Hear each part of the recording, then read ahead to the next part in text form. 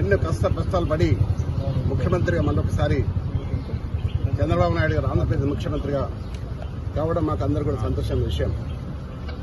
ఆనాడు ఎన్టీ రామారావు పాలన మళ్లీ రావాలని ఈ తెలంగాణలో కూడా మళ్లీ ఎన్టీ రామారావు ఏ విధంగానైతే పేద బడుగు వర్గాల ఆశాజ్యోతిగా నిలిచాడో ఆ విధంగా చేయాలన్న ఉద్దేశంతో ఈరోజు వారికి కలవడం జరిగింది.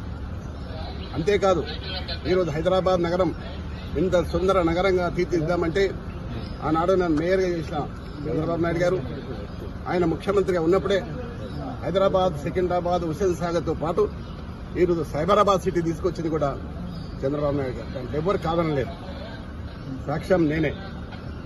ఈ హైదరాబాద్ నగరంలో clean and green the best city award, the best tourism award తీసుకొచ్చింది కూడా చంద్రబాబు నాయుడు గారు. అయితే ఈ మధ్య కాలంలో తెలంగాణ అంశం వచ్చి మరి ఏం జరిగిందో మనం అందరం చూస్తూనే ఉన్నాం.